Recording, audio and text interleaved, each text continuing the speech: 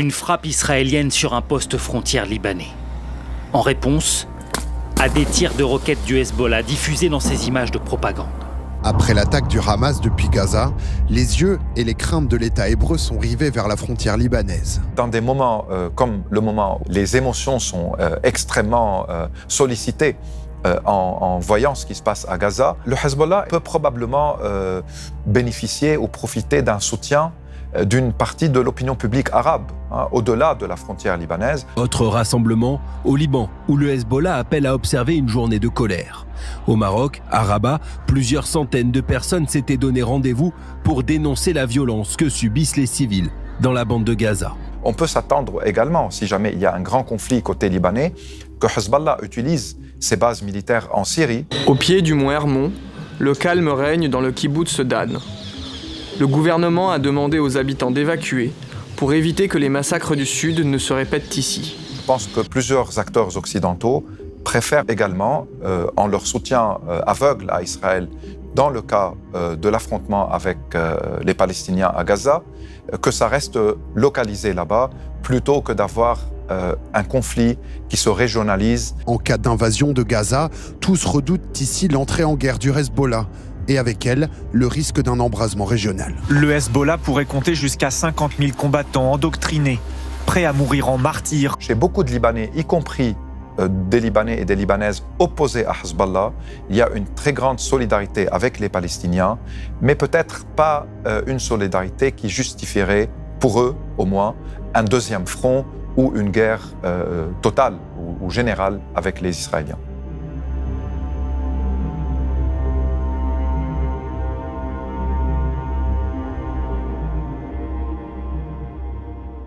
Je suis Ziad Majed, j'enseigne les sciences politiques et les études du Moyen-Orient à l'Université américaine de Paris et je publie régulièrement sur le Liban, la Syrie et la question palestinienne. Alors pour parler de la frontière libano-israélienne et de la situation sur ce front, il faut dire qu'il y a plusieurs considérations ou plusieurs facteurs qui expliquent aujourd'hui la tension et les risques qu'on bascule vers un affrontement entre Hezbollah libanais et les forces israéliennes. Il y a premièrement le fait qu'au Liban même, une grande solidarité s'exprime avec les Palestiniens et qui va au-delà des clivages politiques et communautaires qu'on connaît habituellement dans le pays.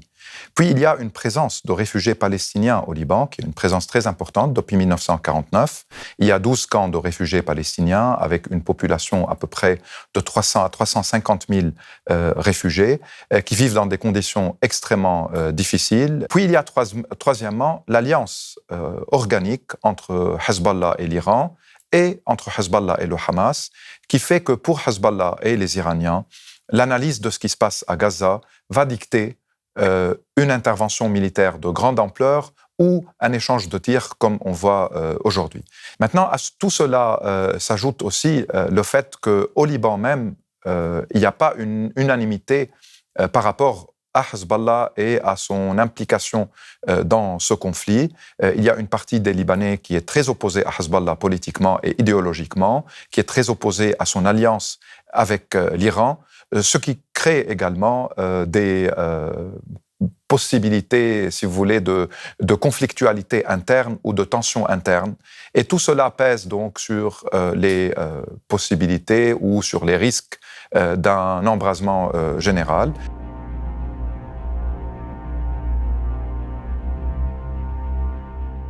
Le Hezbollah est un parti politique libanais qui a été créé en 1983 suite à l'alliance entre l'Iran, la République islamique après la révolution de 1979 et le régime syrien de Assad père qui contrôlait une partie du Liban. L'idée, c'était au sein de la communauté chiite libanaise de créer un parti qui suit le modèle iranien, c'est-à-dire un modèle qu'on appelait révolutionnaire, ou du moins celui qui soutient les opprimés dans le pays. Donc, ce parti a évolué depuis 1983, durant la guerre civile, puis dans l'après-guerre. Il a été financé et armé par l'Iran à travers la Syrie, et il s'est imposé suite à la libération du Liban Sud de l'occupation israélienne comme un des acteurs les plus puissants sur la scène politique libanaise. Donc, sa puissance a un grand impact sur la formule libanaise et divise les Libanais dans un sens, mais il a un soutien au sein de la communauté chiite et chez une partie des chrétiens également, qui le voient un allié crédible. Et puis, il y a en face de lui une grande partie de la communauté sunnite, une partie des chrétiens également, et une majorité druze.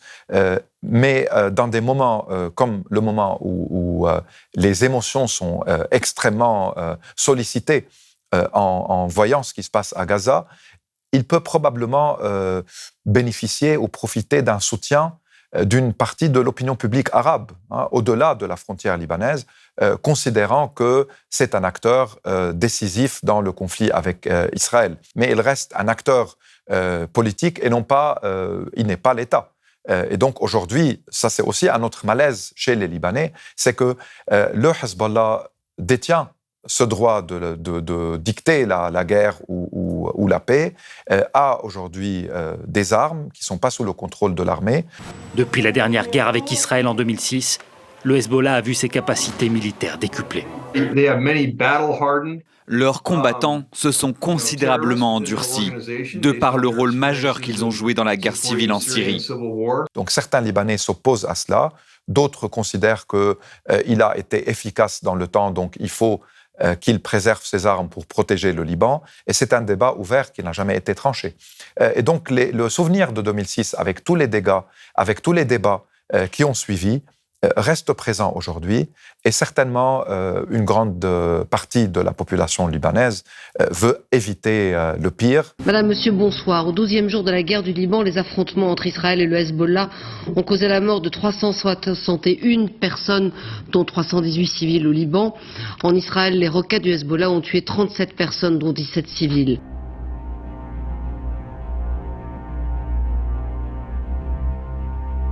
Moi, je pense que Hezbollah tient en compte la situation interne libanaise. Il sait qu'avec l'effondrement de l'économie libanaise, avec l'effondrement du système bancaire, avec la fatigue aussi, y compris d'une partie de sa base sociale, que ce soit dans le sud Liban ou dans la banlieue sud ou ailleurs, et malgré les émotions aujourd'hui et la grande solidarité avec les Palestiniens qui s'expriment dans les rues de plusieurs villes libanaises, mais il y a une réalité qui fait que, d'un côté, une guerre serait dévastatrice encore plus, s'agissant de tout ce qui est économique, tout ce qui est infrastructure, secteur important au Liban même.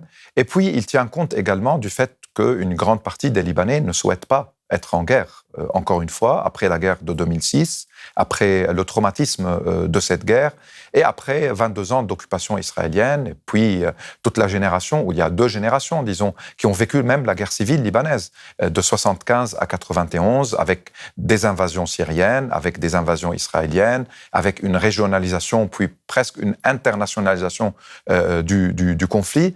Donc, cette mémoire existe toujours et joue un rôle dans la relation avec tout ce qui est guerrier. On ajoute à cela qu'au Liban, aujourd'hui, il y a une crise politique profonde. Il n'y a pas de président de la République. On n'a pas réussi à élire un président, faute de consensus ou d'accord politique. Le gouvernement actuel fonctionne avec un minimum de capacité et avec beaucoup de clivages politiques également. Et puis, le Parlement est presque paralysé, ce qui fait qu'il n'y a pas une structure étatique efficace qui peut gérer aussi les relations internationales, la diplomatie, l'effort de reconstruction suite à une possible guerre, même si, encore une fois, chez beaucoup de Libanais, y compris des Libanais et des Libanaises opposés à Hezbollah, il y a une très grande solidarité avec les Palestiniens, mais peut-être pas une solidarité qui justifierait, pour eux au moins, un deuxième front ou une guerre totale ou générale avec les Israéliens.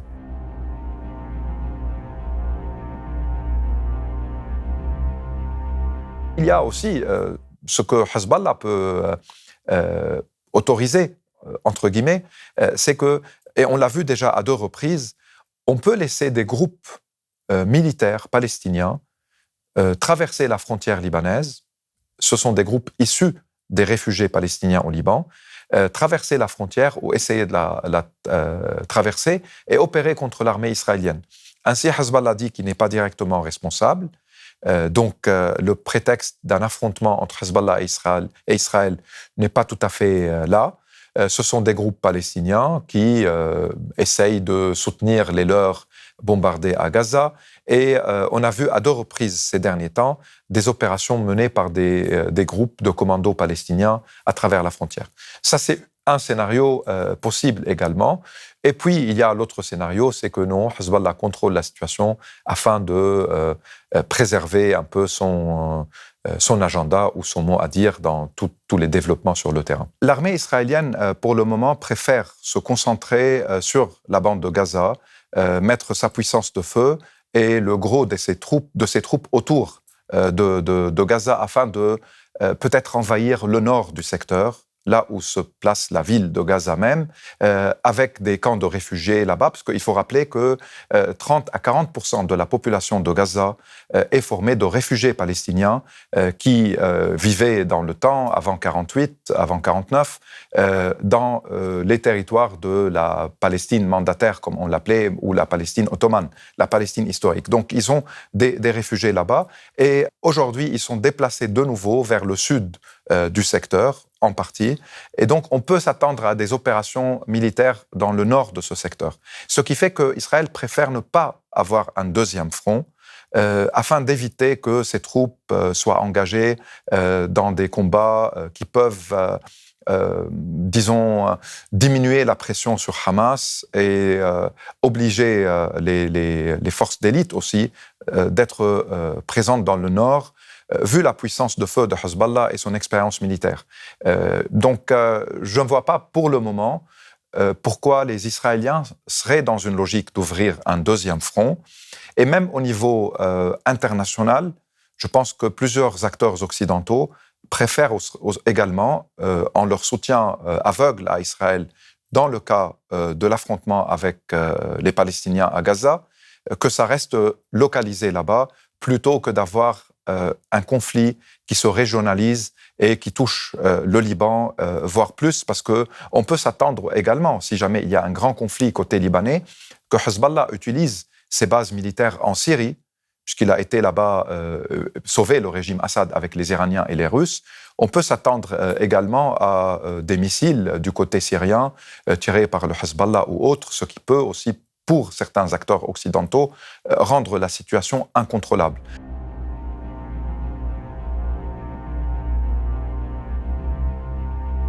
Hezbollah ne peut pas représenter les Palestiniens. Il est vu comme un acteur plutôt instrumentalisé ou, disons, allié à l'Iran, plus qu'à les groupes palestiniens eux-mêmes. Et donc, on peut contacter Hezbollah ou on contacte les autorités libanaises pour aussi échanger avec Hezbollah sans que ce soit nécessairement la question palestinienne qui est évoquée, mais plutôt le rôle de l'Iran, le rôle de Hezbollah, comment calmer les choses, comment essayer de trouver des compromis par rapport à la scène politique libanaise aussi. On l'a vu avec plusieurs initiatives françaises. Mais on ne peut plus parler d'une centralité de la question palestinienne à Beyrouth, sauf si on évoque les risques d'une guerre sur la frontière libano-israélienne. Aujourd'hui, les acteurs de la région qui peuvent jouer un rôle plus important au niveau des médiations sont plutôt le Qatar. Pourquoi ? Parce que le Qatar parle à tout le monde, notamment au Hamas. En effet, Doha héberge les dirigeants de l'organisation terroriste et finance les fonctionnaires de la bande de Gaza. Mais Doha parle aussi avec les États-Unis, qui ont installé au Qatar la plus grosse base militaire américaine à l'étranger. La Turquie, qui à la fois est membre de l'OTAN, mais en même temps n'a pas coupé avec la Russie. Au contraire, il collabore, par exemple, en Syrie, mais également en tout ce qui concerne la mer Noire.